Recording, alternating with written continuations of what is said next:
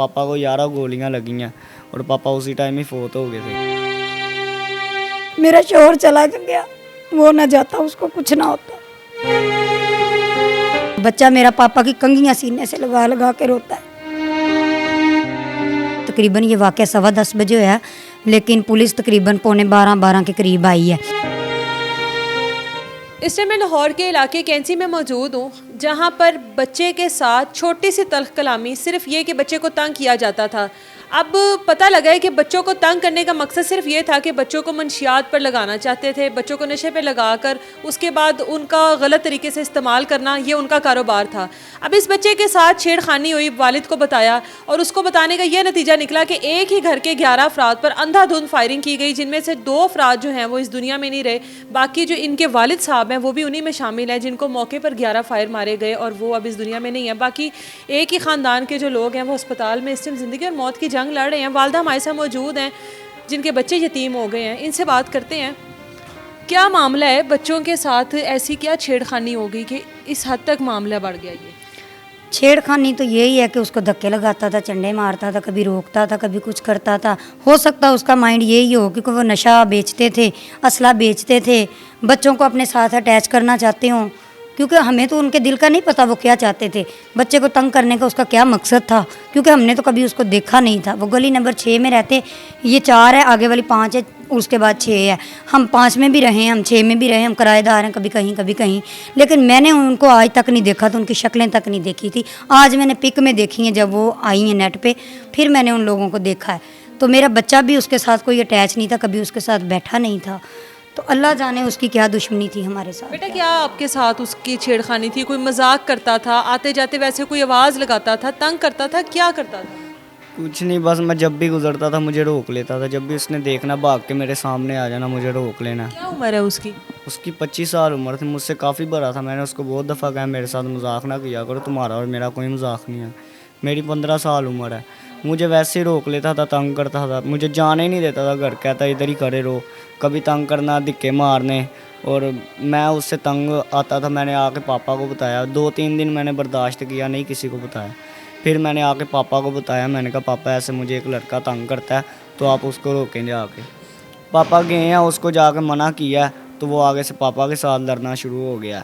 तो ऐसे पापा के साथ भी उसने, पता नहीं कैसे लोग थे, ना देखते थे कौन है कौन नहीं। पहले भी इलाके में उनके बहुत ज़्यादा, उसका जो बड़ा भाई है पहले भी 302 करके आया। चीज़ें आपको पहले पता थी या इस वाक़ये के बाद पता? अब लोगों ने बताया, इधर नशा बेचते थे, उनके घर से असला लोग लेके जाते थे, नशई उसके साथ फिरते थे।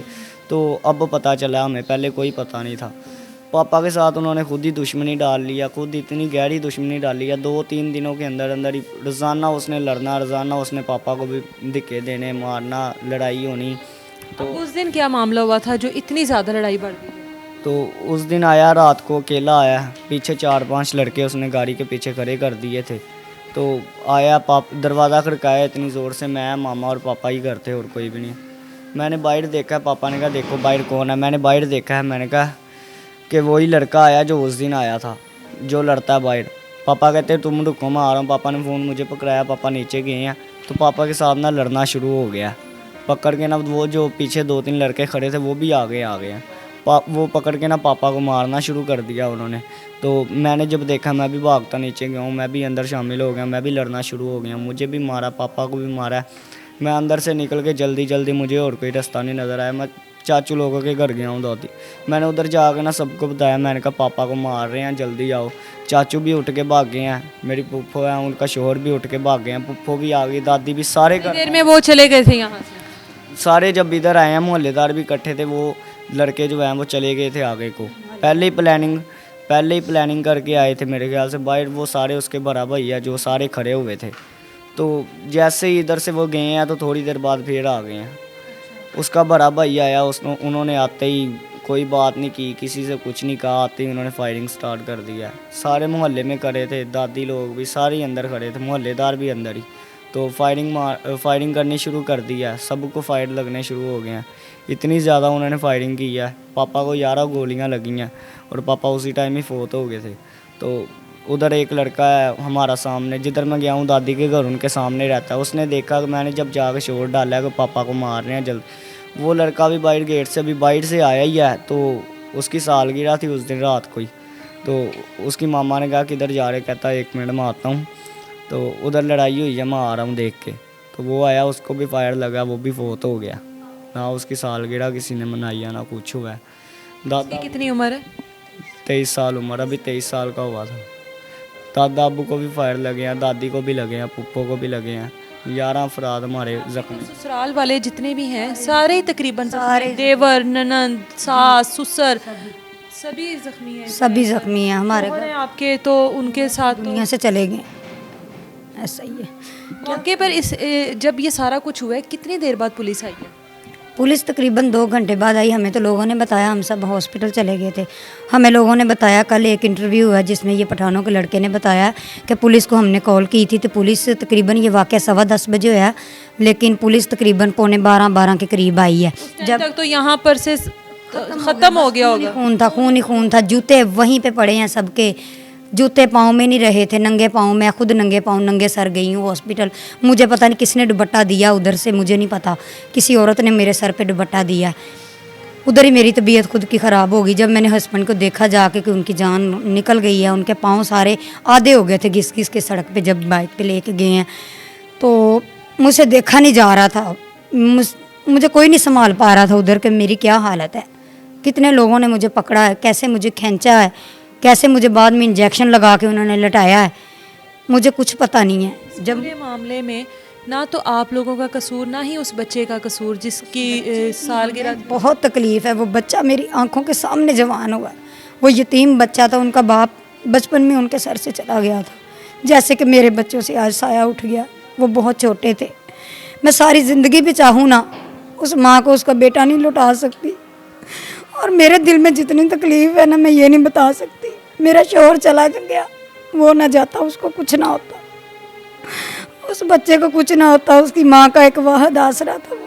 अभी तक पुलिस ने किसी को उनमें से गिरफ्तार किया? जाहिर है जितनी लेट पुलिस आई है वो तो कहाँ के कहाँ पहुँच गए होंगे। गिरफ्तार किया, उसका एक भाई पकड़ा है और उसकी वालदा को भी पकड़ा हुआ है, और एक और उनके घर से औरत पकड़ी हुई है। खवातीन को मतलब वो फरार हैं?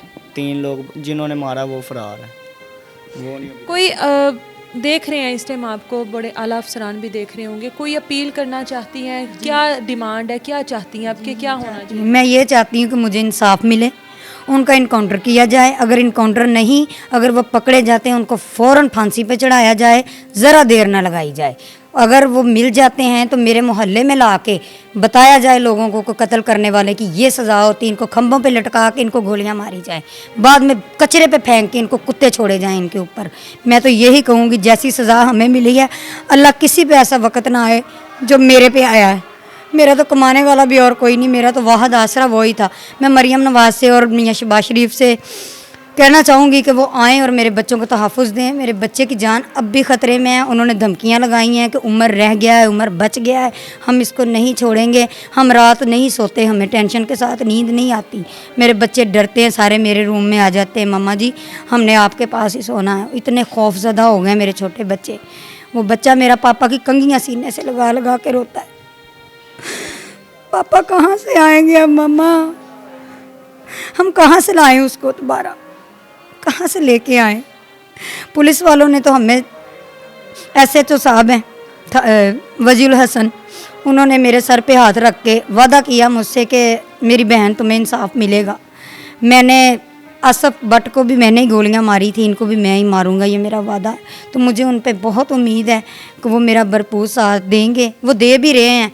उनको बड़ी तकलीफ़ है जैसे अपनी बहनों की होती है, मेरी उनसे बड़ी उम्मीद जुड़ी हुई है कि वो मेरा पूरा साथ देंगे। काश कि ऐसा ही हो कि जिस तरह बहन इनको कहा है, काश कि इस तरह ही हो, जो वादा किया है उसको वफा भी करें। बच्चे की आंखों में आंसू है वालिद की वजह से, यकीनी तौर पर होने भी चाहिए। जो इस जगह पर, जो इस घर पर जो क़यामत उतरी है, वो सारा मंजर इन्होंने आप लोगों को बताया। उम्मीद करते हैं कि इनको इंसाफ मिले। इजाज़त दें, अल्लाह।